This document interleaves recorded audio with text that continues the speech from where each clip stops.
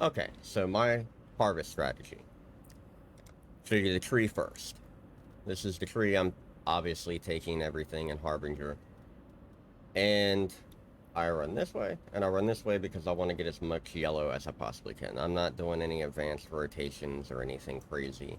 I'm taking altar nodes because I want to get as many altars as I can with quant rarity on it because it gives you more juice.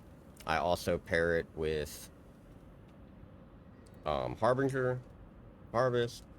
Harbinger, I take Harbinger because fracturing orbs are so expensive, and just the raw currency and shards they give you is really nice, and you have a chance at a mirror shard. And you're not relying on this, it just gives you that luck factor, I guess. But the little bubble gum does add up on that. But your main currency is going to be coming from yellow juice. Now, the important node to take is this, because you want as much pack size as you can possibly get. So you're going to run Gilded Scarabs. Doesn't really matter, whatever the cheapest ones you have, or if you already have some, whatever. Just find the cheapest ones you can find, put them in there, call it a day. Now, I run Shrines with it because my build is squishy, and it just helps, makes maps go faster. You don't have to run Shrines for this strategy. You can put it in Beastmaster if you want. You can pair it with whatever you really care about. I run Shrines, I'm squishy. Alright, I block everything here, I leave these. And that's pretty much the Atlas. There's nothing else really important. You definitely want to take all of these because, again, it's giving you more quantity and fucking pack size and all that good shit. Okay, there's the tree. Now the compasses. I use Sacred Grove, so I'm guaranteed. I use Harbinger Scarabs because, again, fracturing orbs, yada yada yada. I use Life Force because you get more Life Force. That's like the main sexton you care about. I mean, you care about them all, but running juice and not having this is a waste. And then I run this, the pack size per unidentified maps. The maps I'm running are City Square, and the reason for that, it's a really small map. You can boss rush right in the middle because you want the majority of your altars to give you quant rarity. So you want to take boss altars out of the equation. So you're going to rush the middle of the map. I roll these myself. I do run the ones that don't unidentify. I just wait until I have to buy more compasses later. And right before I buy more sextants and compasses, I just run the ones that identified. And of course, you're going to roll these maps with the mods that your build can do. But the main thing you're looking for is pack size. The more pack size you can get, the better it is. And of course, you're chiseling and, you know, alking every single one of these. And I do them in batches, and I just type in the mods that I can't do, and I'll just scour all of them and redo those and rinse and repeat. And once I got high pack size on every map and everything's good, then I'll just Val Orb all of them, and all the ones that go unidentified I run first. And with pack size, I will scour anything that's not 25% or better. If it's not 25% pack size or better, I don't waste my time on it. I prefer 30 and up, but, you know, I'm not trying to be here all day doing this. Gilded, I'm just running random bestiary gilded scarabs because it doesn't matter. Alright, let's go back here. Nope, wrong place. Alright, so we don't need that. We need to put this on. We need to put this on. We need to put this on. Okay, there's that. And I'm also running the Harbinger for 6 Chaos because it pays for itself. Okay, but let's run a map, and of course I'm running blue altars. Now my build is kind of squishy, so I'm probably going to die, especially now that I'm recording, because whenever you make a video, you're going to die. It just happens. Karma.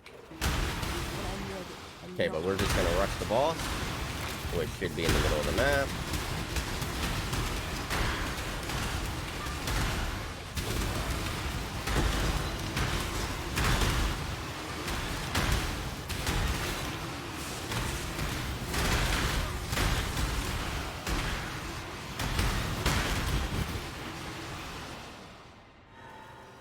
Okay.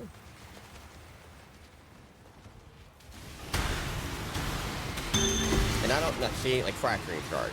There you go. Here, I'll go ahead and, like, that's why you're running Harbinger right there. Like, this map has paid for a ton of itself already. So, how much are they going for right now? 110 chaos. So, the map's already paid for. No problem. Okay, so boss is dead. Now you're just going to run around and kill everything, try to get altars to spawn. You're always going to take alt and rarity on the altars. I mean, a lot of this is common sense, but I'm going into, like, itty-bitty detail in case somebody's completely new and has, like, no clue about this farm. So, a lot of people watching this are already going to know the basics. Or they might know a better way of doing this. This is just how I run it. I'm not saying it's the best way, but it's what's been working for me. So. Okay. Not a good offer. I'm going to hit this anyway. And I'm going a little bit slower on clicking the altars. That way they're easier to read. That way you can see what I'm looking for. And I'm forgetting shrines. I'm not used to talking and playing at the same time anymore. So.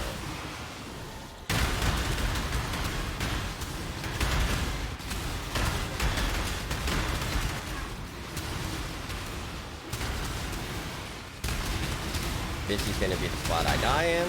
Okay. No, it's not, apparently. Now, I'll come back and pick all this up, but for right now, I'm just getting the basic ideas of the video. Don't turn into forever. Like, this isn't going to be one of the best maps because I haven't gotten many altars, but I'm kind of glad I'm not getting a ton of altars because I think it would be disingenuous to record myself running 10 maps and only pick out the very best one and say that's what's going to happen every time. There is a chance that you're not going to get the altars you want. So the quant rarity is going to be down low, but you're still going to make enough juice to where you're going to make currency. And a lot of maps are a lot better than this. You get a lot more altars.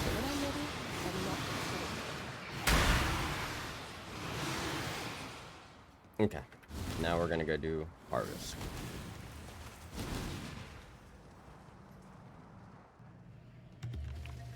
Alright, so the way I do this, I look at the bottom. If they're the same, then I'll look at the second one. Clearly, this one has 1, this one has 2. This is the one we're going to pick. Now again, probably somebody out there that they only do this farm and they know how to do it better, but this is what works for me. So I'm just going to spam, and then you'll see the juice we pick up. And this is without quant rarity altars spawning. So, and I'll show you how much we get it then. We'll go over here. You're always going for the yellow. So we're just going to take this, jump over here.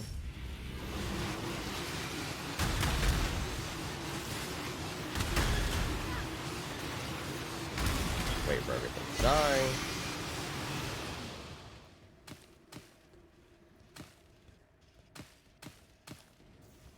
And I have like a super high magic find filter that I should have switched off. So there's probably even more gumball currency that I'm just not able to see. So, yeah.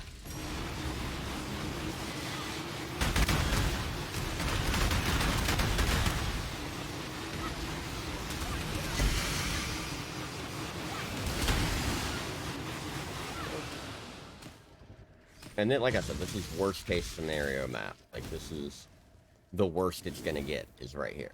Take yellow.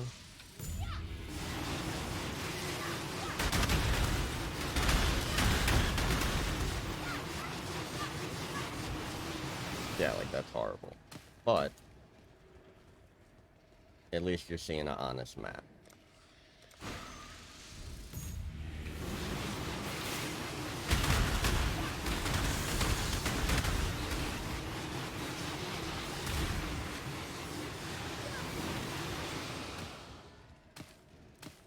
Alright, so that's that. So, we got almost 3K juice out of that. So, right now, Juice is going for, the Life Force is going for a div for 2400. So you have a div right there, more than a div. And this is like worst case scenario map. Usually, you're pulling anywhere between 3 to 4K out of an okay map, and you can get way more in a really good map. But this is your worst case scenario, is about right there. So you made a div. And then this right here paid the entire map cost. So, and I slowed this down. You can run this a lot faster. So there you go. You got a div just in that. Now, if I went around and picked everything else up, all the gumball currency, it would even be closer. I mean, you'd probably get close to 2 div profit on this map. When If I'm I, ready, but I not can't even before. see everything. So there's that. So that's basically how I run it. I'm going to quit talking and run one more. I'm going to try to get a good map so I can show you what the better end of this looks like. So, but now you know the strategy. Enjoy.